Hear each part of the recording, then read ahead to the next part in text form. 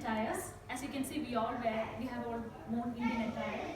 So some of the important attires that women has a sari, ghagra, anarkali, and in men, kurta pajama, dhoti kurta, and sherwani. So, are you all ready to go and visit some of the important places in India? Yes. So let's go. So first, let's go to northern part of India. Are you familiar with any of this? Yes.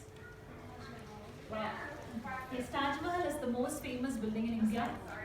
It is one of the new seven wonders of the world.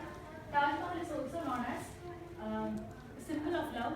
It was built by the Emperor Shah Jahan for his wife Mumtaz. When she died, he built it to house her tomb. So this is a white marble building. And the first one is Golden Temple. The upper part of this temple is built in gold, and this is a religious place for the Sikhism, people who believe in Sikhism. And the third one is Thar Desert. So if you are ready to enjoy a desert, then you will get a desert safari there on top of a camel. And if you are ready to stay over for 2 or 3 days, you can get campsites and different entertainments in the desert. It is one of the largest desert in the world. And the fourth one is Amber Fort. It is a beautiful palace which has got 4 levels. And the most important level is that it is called as Mirror Palace. So in that level, you have the ceilings and the floors are built with glasses and mirrors. And they are painted in different colors. So when you lit a candle, they all reflect in different colors of lights. So it is very beautiful to see. Next, let us move on to East India. East India, we have an island which is called as Andaman and Nicobar Islands. It is a group of beautiful islands, and if you are looking for a sea adventure, sea sports, you will get it there. Snorkeling, sea walking, scuba diving, everything is there in Andaman and Nicobar Islands. Next is Sundarban National Park. In Sundarban National Park, it houses different varieties of animals. It is a tiger reserve. You will get a boat ride where you can see different animals on the side, on the valleys. And next is Mahabodhi Temple. So Buddha, who invented the lifestyle of Buddhism, he got the enlightenment from this place. He got the idea of Buddhism from this place, and they have built a temple there. And Lingaraj temple is also one of the very oldest temple. It was built in the end of 11th century. Next is Northeast India. The first picture, which looks like a forest, is a naturally formed bridge. And in Northeast India, there is 2 tribes who have this tradition of building this bridge. They'll make the aerial root of tree to grow in such a way that within 50 years it will form a bridge so that they can use it for transportation across the river. So this is Tabam Monastery. It is the second largest Buddhist monastery in the world. It has got different colors of sculptures and paintings. Naurung Falls is one of the very beautiful falls in India. And Caves of Meghalaya is one of the longest caves in the world. And if you are looking for a cave adventure, you will get it in this place. In West India, the first place that we are visiting now is Goa. Goa was ruled by Portuguese for 450 years. So the culture in that place is mostly influenced by the Portuguese. And this is one of the richest states in India. It is a coastal plain and it has got beautiful beaches. The second picture is Gateway of India.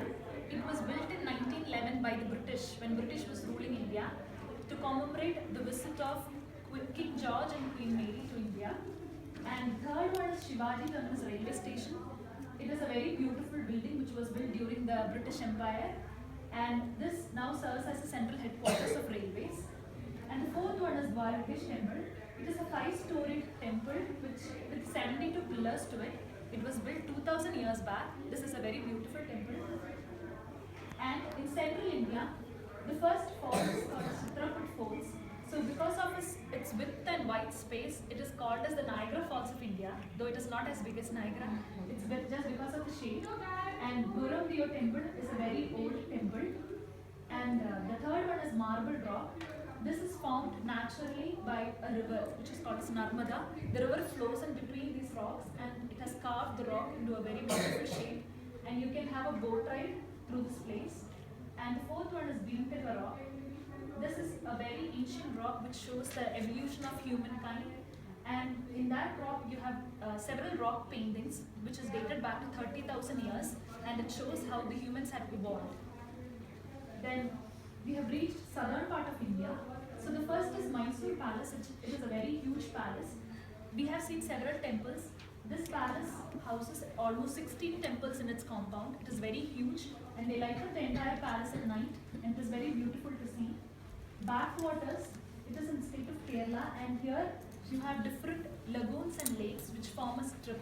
So you can travel through this waters in a houseboat. In the houseboat you can stay for as long as you want. You can catch the fish as you go along and you'll have a chef to cook for you whatever you want. So this is a very beautiful experience. And the third one is Munnar. That is a hill station and the major cultivation is tea. So there it is very cold and very greenery. It will be entirely covered with tea plant. And the last one is Marina Beach. It is the longest beach in the world. It attracts almost 50,000 visitors a day. And this is in the state of Tamil Nadu. And these are some of the most important places. I have just shown the pictures. You all are welcome and come and visit the places. And next I would like to invite Abarna to discuss about the architecture of India. Namaste. Namaste. Indian architecture is rooted in its